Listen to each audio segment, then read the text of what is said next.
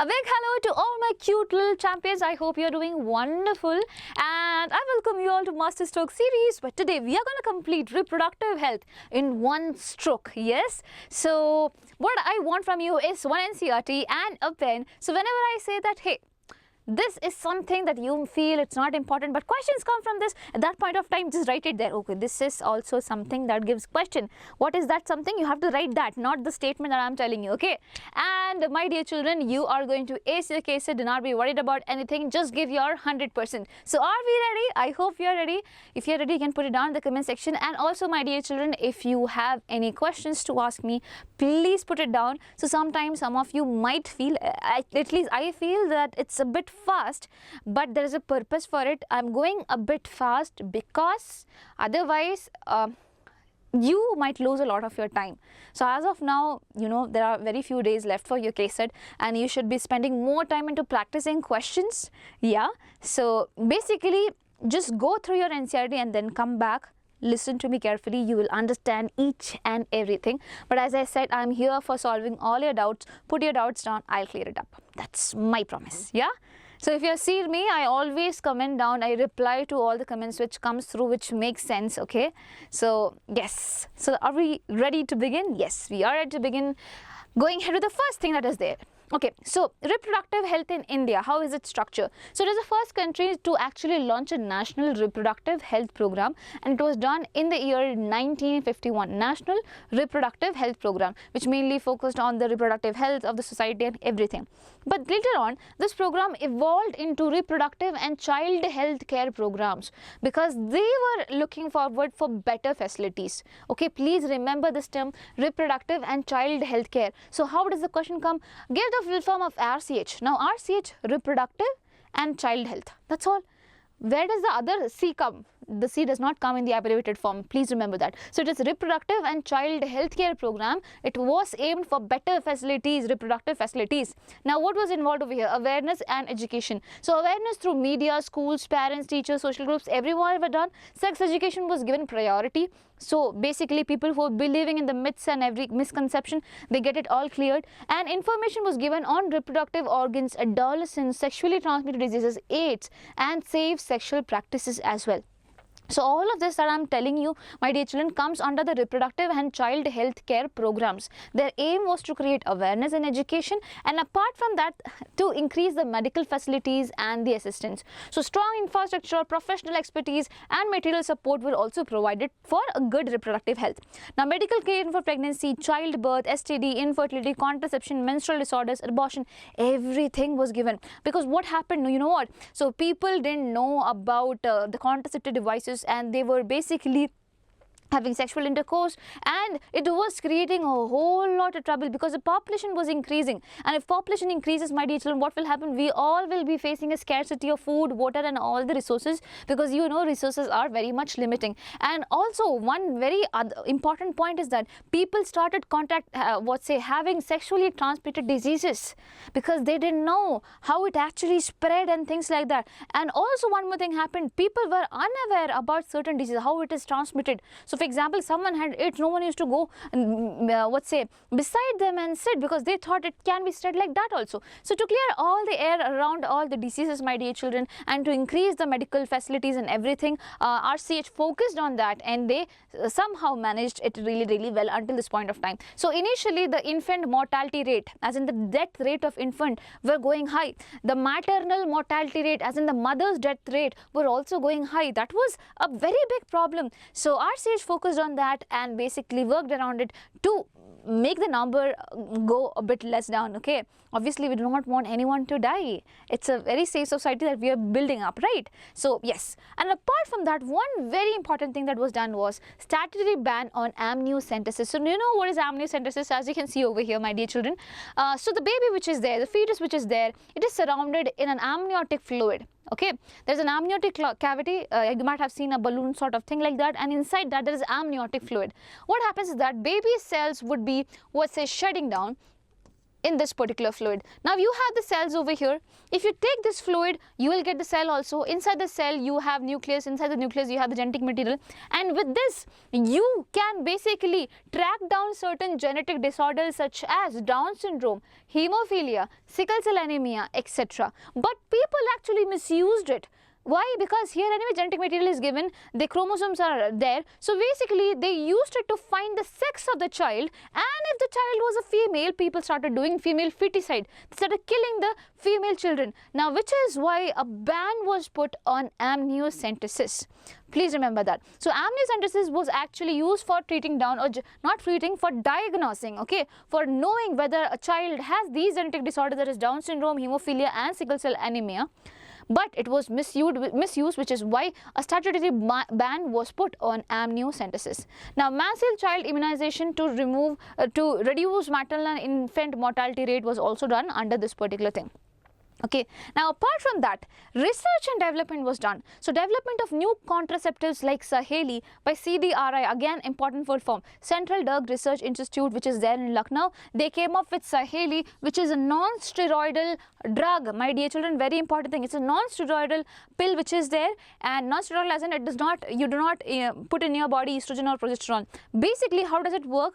It has centroman. I think I am, wait just a second,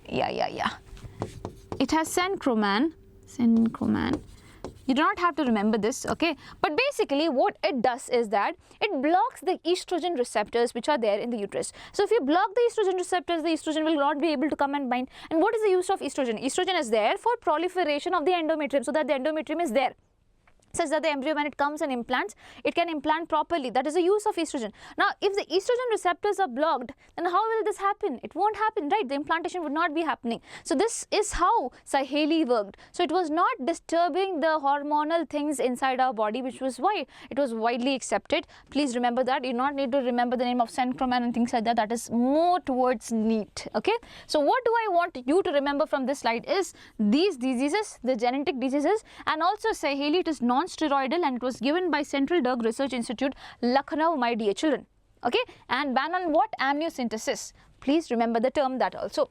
Fine. Now, with what is not diagnosed in a developing fetus by amniocentesis? Now, this is a question that came. If you do not know that Down syndrome, Klinefelter syndrome, sex of the fetus, everything is related to the genes. Yeah, it is. You get it from the genetic material, right? You get to understand that. But jaundice, is it actually a genetic disorder? No, my dear children, it is not a genetic disorder, nor does it talk about any sex chromosome, things like that. So basically, this is the odd one out. This cannot be diagnosed by amniocentesis. So this is how questions come. I hope you understood this, right? Now, going ahead, measures to control population growth.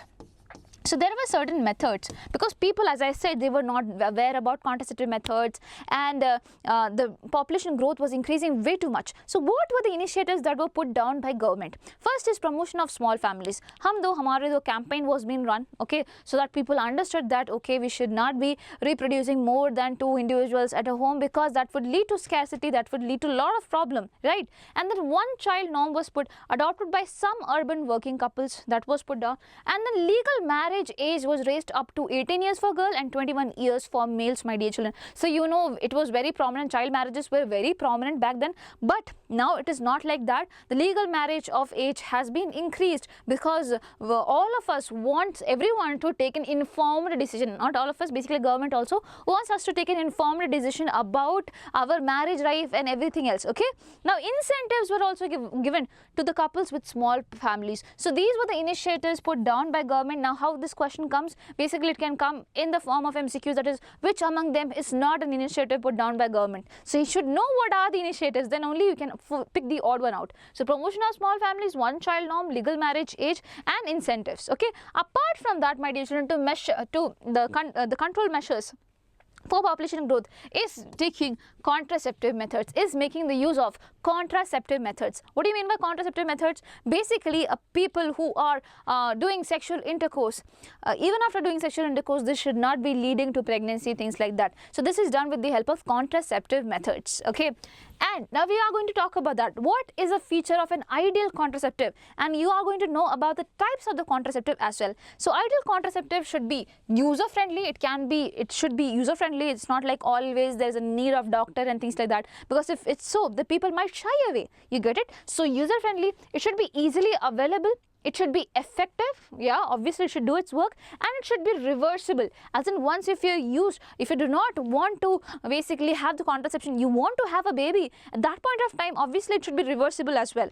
Now minimal or no side effect should be there, that is obviously a good thing. Now should not interfere with sexual drive or activity, it should not be something that could interfere with this.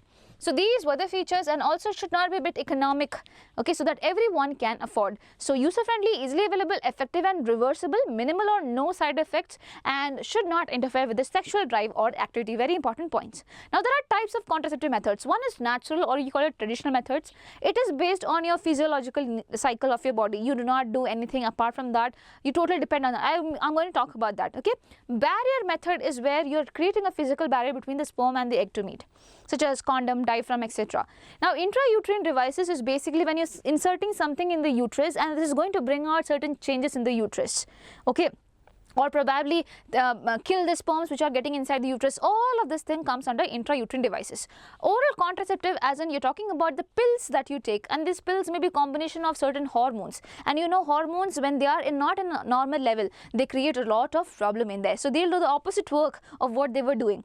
So injectables are again hormonal injections. Implants are also something that releases hormones, and as I said, if hormone imbalance is being created, a lot of trouble happens. Now surgical method is there, where you're going to cut the vast difference of the males and the fallopian tube of the female, because this is the one that is responsible for transport of ovum as well as sperm. So if transport itself is not happening, then do you think fertilization, they can mate and fertilize? No.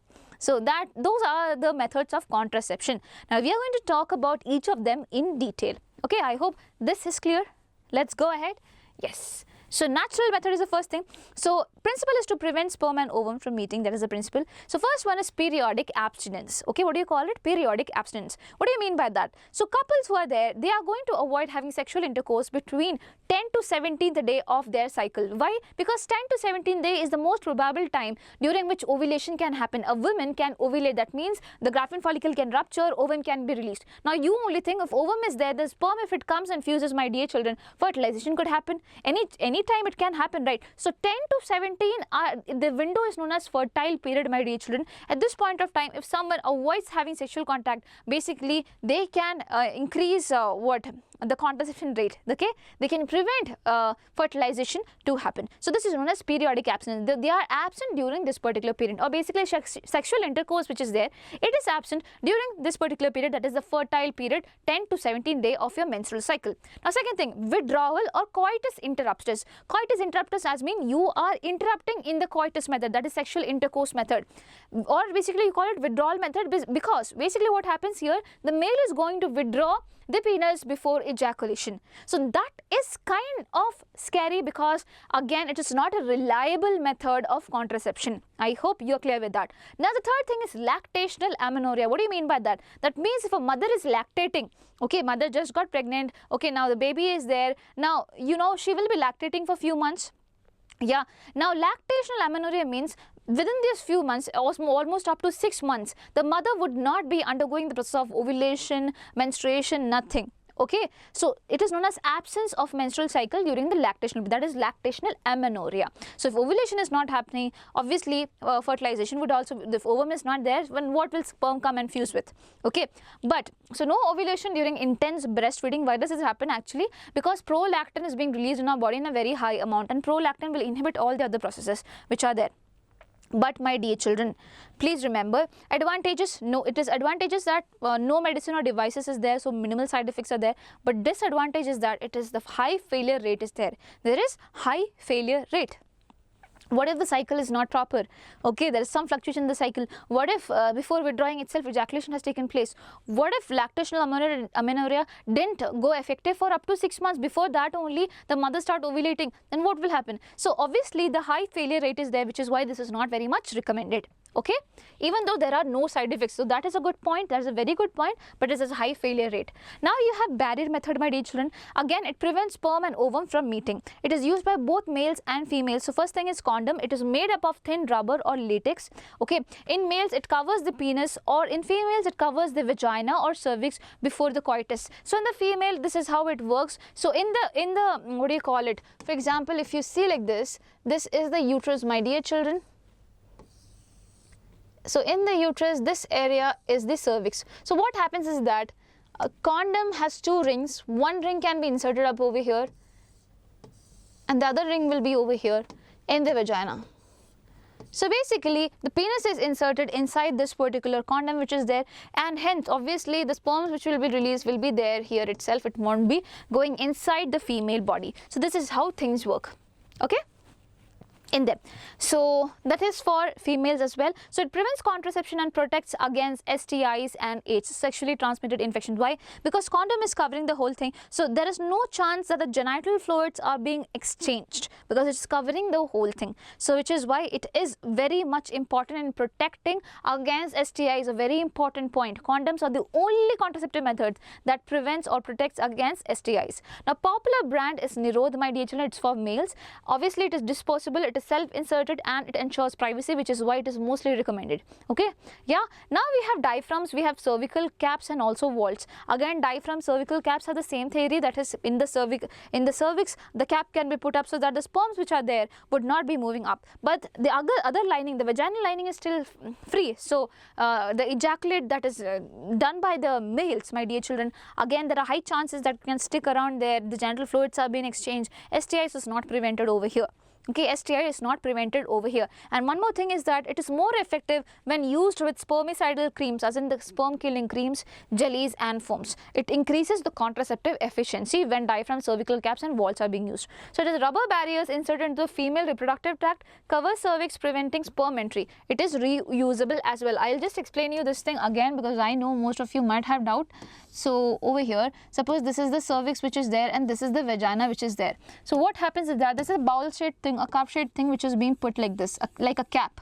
So still the penis can be inserted over here, the sperm will be released over here. So ejaculates can be up over here. So suppose this is being removed, still there are chances that it can go ahead. So what do is that you use spermicidal creams so that they can be killed easily. And again, this is not a method in which you can prevent STIs. Why? Because the ejaculate has spread in the female reproductive tract as well. You get it? It is in contact. The genital fluids are in contact. So you are not preventing sexually transmitted infections. Cool. So these are the methods, barrier methods that are there. It prevents sperm and ovum from meeting, and condoms are the best, in which way it is disposable, self-insertable, and so obviously ensures privacy and also protects against STIs. The only one that protects against STIs. Now we have intrauterine devices. So intrauterine devices, my dear children, you cannot insert it. Doctors or nurses, the medical professionals have to insert it into your uterus via the vagina. Okay, so it is ideal for women who wants to delay pregnancy or space children. For example, one person had a child and then he or she wants a child after 5 years. Okay, so probably to space that, you can probably use intrauterine devices. This delays pregnancy or space children, and it is one of the most widely accepted thing in India. Okay, it is one of the most widely accepted contraceptive in India. Now, there are different types of IUDs, my children. One is non-medicated IUD. That means inside our body, it is not going to release anything. It is not going to release any hormones, any medicines, nothing. It's just there inside our body. And what does it do? Basically, when something gets inside our body feels that it's foreign. And if it's foreign, our body's immune system becomes active and tries to kill a lot of things up there. You get it? So the same principle is used up here. If something non-medicated IUDs are inserted inside the uterus and suppose copulation happens, suppose sexual intercourse happens, what will happen is that sperms which also gets in will be killed Because this thing is creating a very bad atmosphere up there. Does not mean it is going to harm our uterus and all. No, it is not going to harm the uterus, but the phagocytosis of sperm definitely happens. That means sperms are going to get killed. So the uterus immune response is triggered, leading to white blood cells attacking sperms, reducing their survival in the uterus. Apart from that, the second thing that you have is copper releasing IUDs. For example, CUT, that is copper T, CU7 and multi-load 375. Multi-load 375. So we have 365 days. So 375 is like year for every day. It will be protecting, right? So multi-load 375 CU7 as well as CUT, okay? All of them, they are copper releasing. And what does the copper do? So copper ions which are there, my dear children, it kind of messes us just a second, okay? It messes around the motility of the sperm. So it kind of holds the sperm that, yeah, you're not allowed to go. So basically it messes around, slows down the sperm, and the sperms are slowing down. Obviously they cannot reach to the ovum which is there in the ampulla and fertilize it. Okay, so these ions reduce sperm motility, making it difficult for sperm to swim towards the uterus. So here's the egg. They also alter the sperm's fertilizing capacity. Yellow, everything is being bad there. So sperm fertilizing capacity also goes down, and its motility also goes down. So what do you have? Okay, so basically sperms are totally going to have a very bad time up here because of copper releasing IUDs. Now going ahead, we have hormone releasing IUDs. For example, Progestasert and LNG20. Please remember this. LNG20 is not copper releasing, it is hormone releasing. LNG20, LNG20, LNG20, Progestasert. Please remember like that. Question comes, Progestasert belongs to which type of IUD? So you should know. LNG20 which belongs to which type of IUD? So you should know. So what do they do? So they are going to release hormone, that is progestin or levonorgestrel. Okay, so what happens is that it is a synthetic form of progesterone. You know, in our body progesterone is being produced, or progesterone is being produced, right? And it helps in basically thickening the endometrium, it helps in ovulation to happen and everything. But that's in the normal level. Now when synthetic hormones are also given to our body will take it abnormally.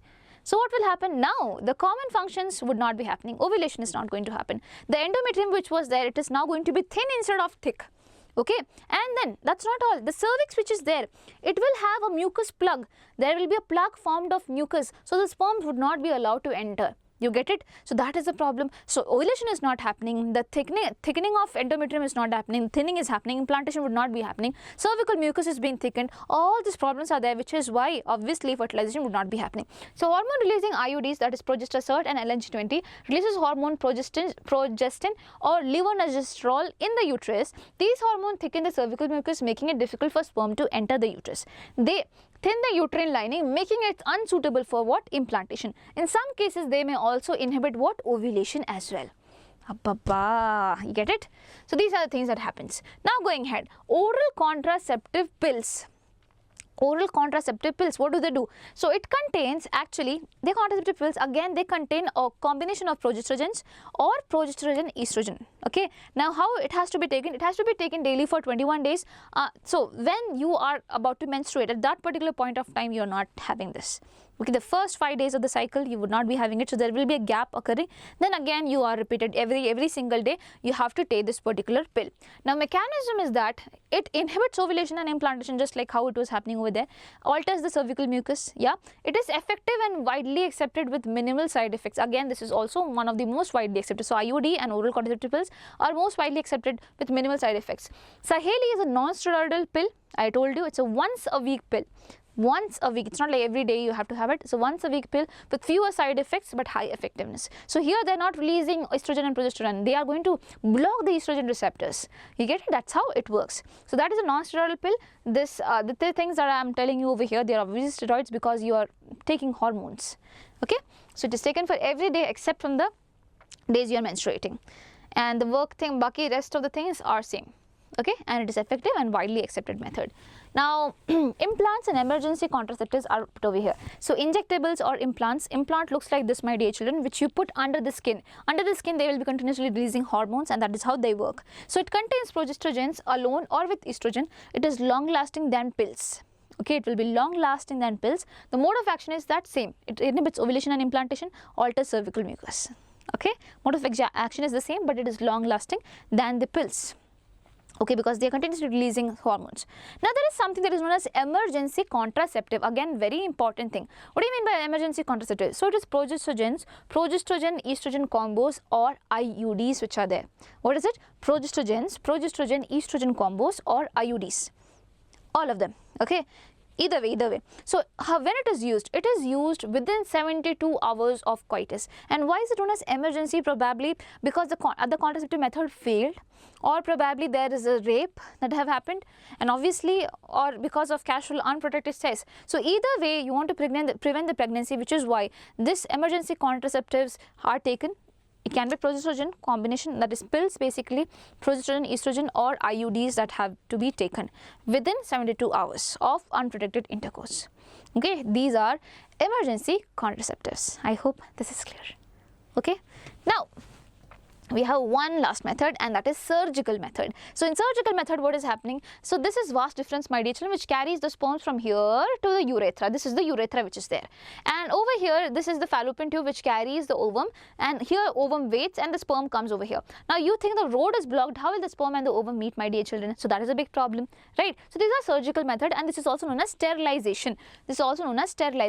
So it is a permanent contraceptive method for both males as well as females. It will prevent gamete transport, block the fertilization as well.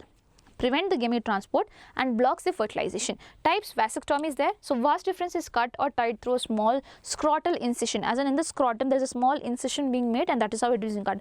Tubectomy, where fallopian tube is cut via abdominal or vaginal incision. So via the abdomen or the vaginal incision you can cut the tube as well. Now effectiveness and limitation: highly effective. It is very highly effective, but reversibility is very, very poor. Can you reverse this? No. So it is very, very poor. So they have not written nil, but it is almost like that. So one very important question that comes apart from what is there in your NCERT is, will spermatogenesis still happen, ma'am? Yes. Sperm formation still happens. Does oogenesis happen? Oogenesis still happens. Will the woman menstruate? The woman will menstruate. Okay. Anyways, the ovum is being released over here, so woman has to menstruate. This ovum that comes over here will degenerate, but menstruation will definitely happen. You get it? Now over here, spermatogenesis, will it happen? Yes, it will happen. Sperm will be released in the epididymis and everything. Whatever is there over here, ready testes, epididymis, seminiferous tubules, everything will be having the sperms. But the problem is that it is not just getting transported. It will get degenerated. So sperm is not there, but semen is released, ma'am? Yes, semen will be there. The semen will contain just the seminal plasma, as in the secretion of the accessory glands, that is seminal vesicle, prostate gland, bulbourethral gland. Okay, so they will give out the secretion which is known as seminal plasma, but there won't be what sperms over there. Okay, and together you'll still call it as a semen only. Fine. So these are the questions that comes. Please write it somewhere. Now, select the incorrect statement about contraceptives. So, they are regular requirements for maintenance of reproductive health. They have a significant role in checking uncontrolled growth of population. They are practiced against the natural reproductive events like conception or pregnancy, and their possible ill effects like nausea, abdominal pain, irregular menstrual bleeding, or even breast cancer should not be totally ignored. So, what is the correct answer for this? So, my dear children, the reason I put this question is that first thing, you have to get an idea what type of question comes in. This is a 2021 question, and this is given after all the contraceptive methods are being explained. Okay, if you see just above the MTP, this particular line is given, and we tend to not look at it. But this is very important because we never predict that even breast cancer can happen because of the contraceptives. You get it? We do not think of that. But it's there in your NCERT, you have to know. The possible ill effects like nausea when you're feeling to vomit, okay, abdominal pain, irregular menstrual bleeding, or even breast cancer can be a chance of contraceptive, my dear children. It should not be totally ignored. So this is a valid point. So this is not the wrong point. You are asked about the incorrect statement. What is the incorrect statement? They have a significant role in checking uncontrolled growth of population. Yes, they have a role. They are practiced against a natural reproductive event. Yes, obviously. They are regular requirement for maintenance of reproductive health. Does every one of us require it? No, my dear children, it's not a requirement. It's not a requirement for a maintenance of reproductive health. So that is totally wrong. So this statement is wrong. You get it? Now, usually people get confused. You do not read it properly. You think that this is wrong. Because breast cancer, how can that happen? Then why do people use contraceptives? So that is a very rare case that happens, but there is a chance. There is a chance. You get it? Okay. And also the chance increases when you are not visiting doctors and taking pills by your own. You get it? Now, my dear children, my KCET aspirants, so I hope I always tell this, but yes, this is my job to remind you every now and then, because it is a very good thing that the team is doing around. Okay, one is Lakshya KCET Crash Course, which is there. It's a 21-day course. You have to be there in the campuses. If you are there in Bangalore, you can come and go each day. If you're not there in Bangalore, the place to stay and everything would be provided to you guys. So you have to check around it. Okay, the number is given over here. Okay, you can just talk to them regarding any doubts that you have for the crash course, as soon as Lakshya KCET Crash Course. Now, if you're talking about Abhyas KCET test series, these are test series. So there are 35 series. There will be solution videos, there will be one-shot revision videos, everything, and it's properly done after analyzing the paper for 5 years, the past 5 years, and it is for rupees 1499, which is not a very huge amount if you're someone who is looking for test series. Now, no one provides series for very free amount, and if they're providing for free, it will be 1, 2, 5, or probably just 6 or 7. Okay, so make use of this opportunity which is there. It is being curated by teachers who teach what's a KCET for years now. So obviously go around it, have a look around it, check about the details in the description box. You can find the link and then only take an informed decision. It's not a necessity, but I'll recommend you to take it, not because I'm working in this company, but it will be really nice. Even we are putting efforts for the test series. Okay, for Lakshya Crash Course, you would be having different set of teachers who will be there, one-on-one, who will give you one-on-one clearance of doubts and everything. So do not miss out on this. Okay. Now, going ahead, we have medical termination of pregnancy, which is also known as MTP, okay, or induced abortion. What do you call it? Induced abortion. So, abortion can happen naturally or you can induce it, and that is medical termination of pregnancy. So, it's voluntary termination of pregnancy before the full term is reached. It is legal.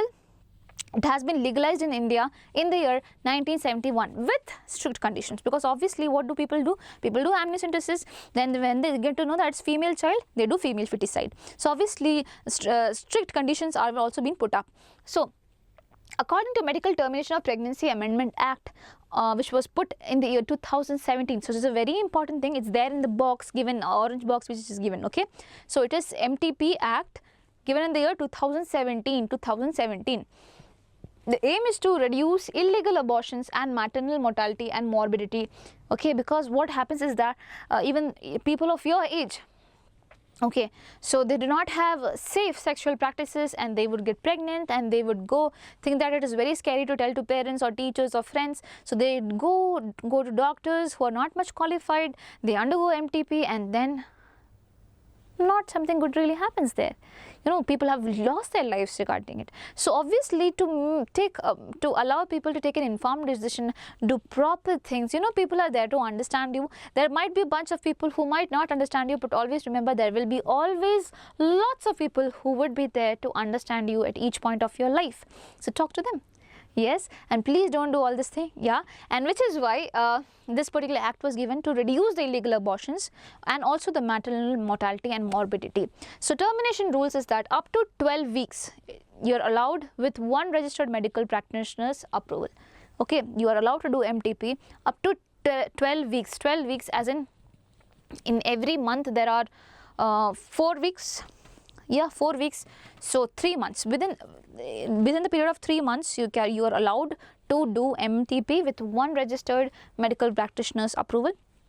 12 to 24 weeks, my dear children, requires 2 registered medical practitioners' approval, not just 1, 2. Now, this is obviously not recommended. The recommended one is just 12 weeks. Okay, this is obviously not recommended because there are higher chances that there can be complication. Now, the valid grounds for MTP. What are the grounds for MTP? When it becomes risk for mother's life, or it's a serious physical or mental health injury that can be happening, or risk of severe physical mental abnormalities in the unborn child, that's when it is valid to undergo MTP. Now, misuse is that female feticide was done.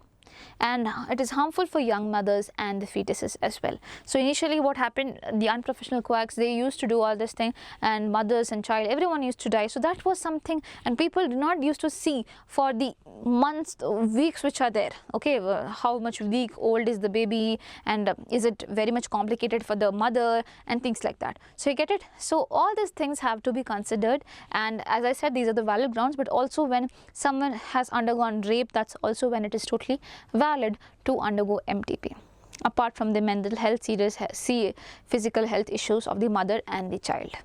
Okay, so that is there. Just give me a second, I'll just check one information and come back. Okay, so it works, yes. So yes, as I was saying, I was just checking through here. So up to 12 weeks only it is considered to be safe. After that it is considered to be risky. So if you're getting a question, please go up to 12 weeks. Okay, then after that it becomes risky. So I hope this is clear. MTP Act in the year 2017, it was legalized in the year 1971. So 17 is opposite to 71, you can remember like that. Okay, now sexually transmitted diseases. What do you mean by that? Diseases which can be transmitted from one person to another during sexual intercourse. So they are also known as venereal diseases or reproductive tract infections, RTI.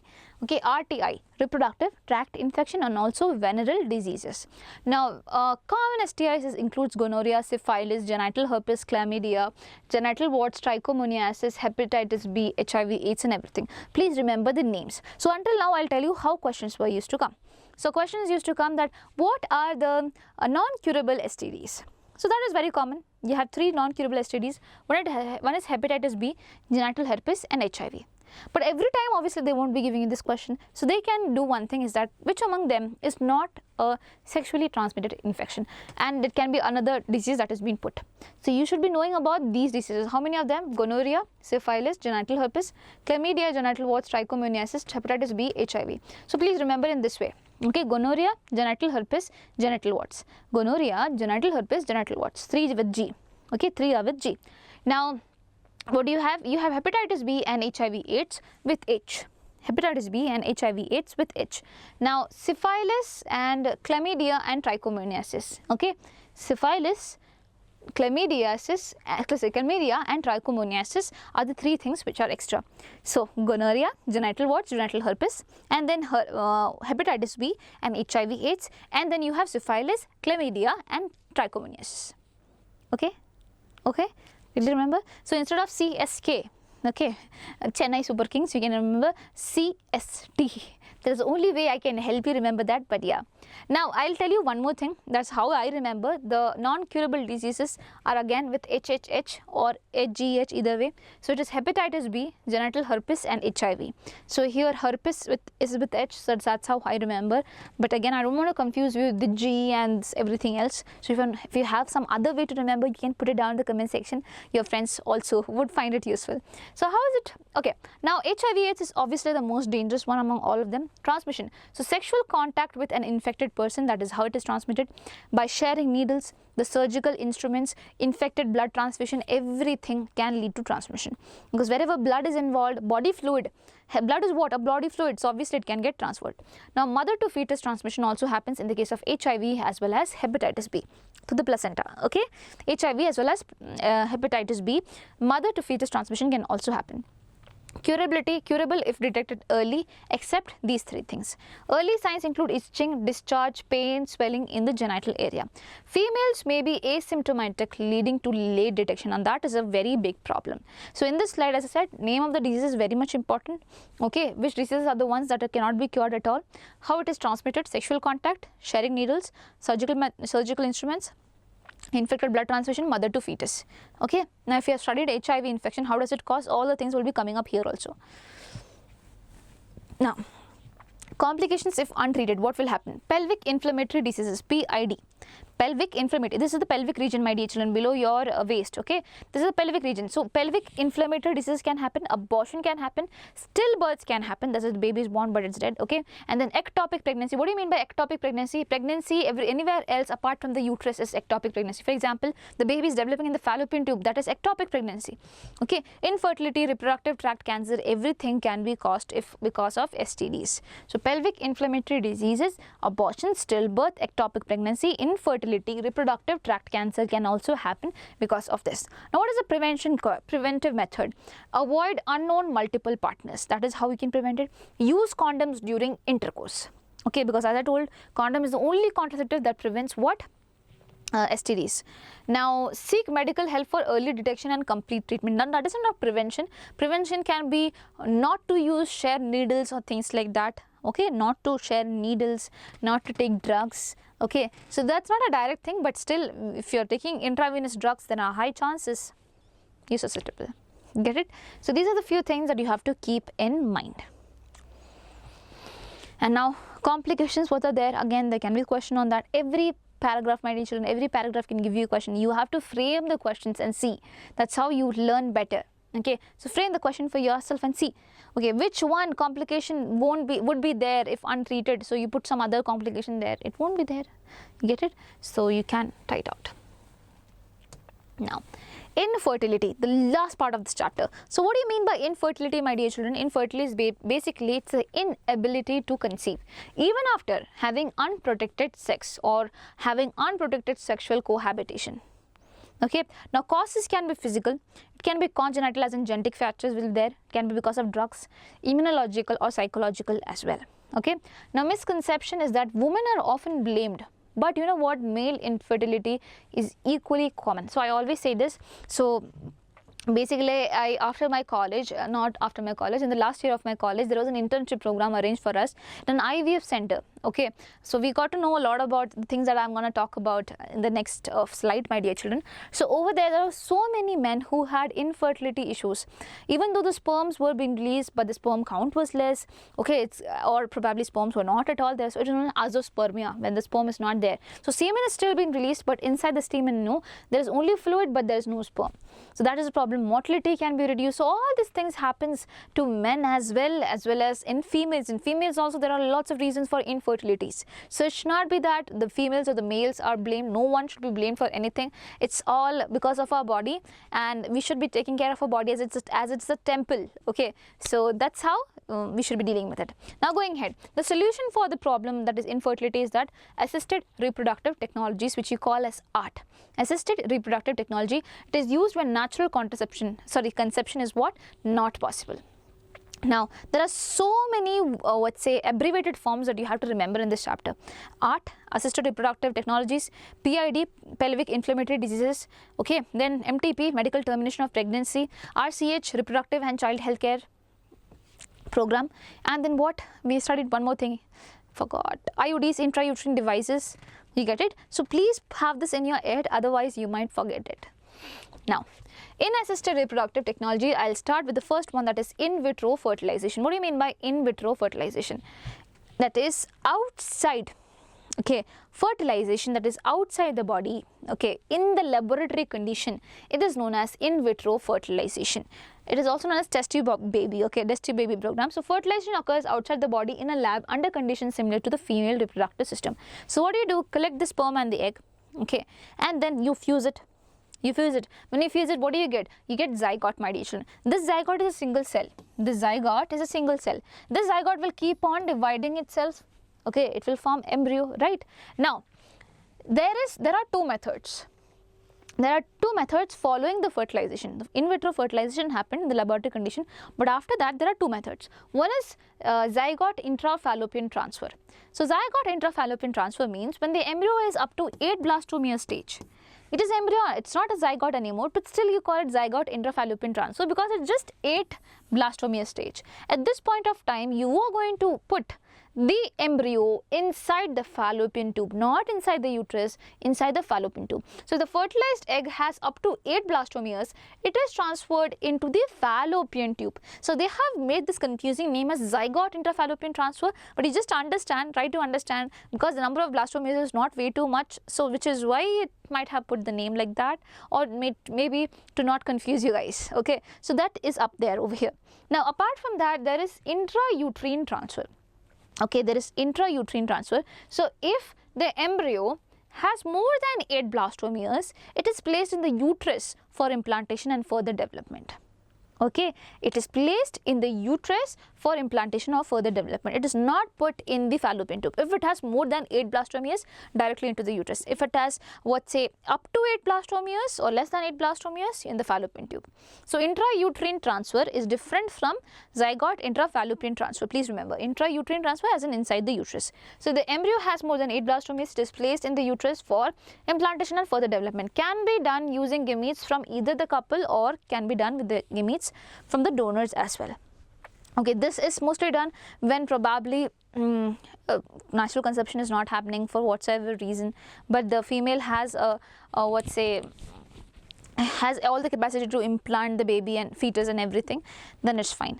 Probably they are not producing gametes, okay, or in because of some reason fertilization is not happening in their body. Okay, or probably if they are not producing gametes also, that's why when we take donors help, we fuse them and we put it in the body. Okay, but here the uterus is perfectly fine. Fine, I hope you got it. So zygote or embryo transfer. So zygote intrafallopian transfer, basically it can be embryo, that is what it meant. So if it is one cell stage, you put directly, or it's this embryonic stage that is up to 8 blastomeres, then also you put it in the fallopian tube. So zygote or embryo transfer, which is here happening, and IUT, intrauterine transfer, that is when your embryo is being put inside the uterus. Cool. All this comes under IVF. Now we have the next category, that is gift. Okay, gift as in you're gifting a female, you can remember like that. Gift stands for gamete intrafallopian transfer. So gamete, when are you going to put the gamete over here, my dear children? So probably, for example, I am a person who is not able to produce enough amount of ovum, or my ovum is not having good quality. So what do? I can take an egg from another donor and put inside my body. So and then wait for fertilization to happen naturally. Okay, wait for fertilization to happen naturally. So ovum collected from a donor is transferred to the fallopian tube of a female who cannot produce egg but has a functional uterus for fertilization development. So this particular female which is there, she has a perfect uterus and everything for implantation and everything, but she is not able to produce the gametes, or the gametes she is producing is not of good quality, which is why the gamete is being transferred into the fallopian tube. In the fallopian tube, the gamete will wait in the ampulla region and the sperm will come and fertilize. So this is GIFT. Okay, now then we have ICSI. ICSI means intracytoplasmic sperm injection. Now remember, my dear children, if you're not going to understand the concepts behind this, you're not going to remember it. I'm telling you. Okay, if you're not understanding the concept, you're not going to remember this. So intracytoplasmic sperm injection, as in a single sperm which is there, it is directly injected into an ovum in a lab to facilitate fertilization, especially in the case of male fertility with very low sperm count or sperm motility. So probably ICSI is when, okay, so you have the ovum, and ovum has the nucleus and everything, right? So what you are doing is that you are going to insert the sperm inside this particular ovum in the laboratory condition. In the laboratory condition, probably because the man who was there, it had very low sperm count or poor sperm motility.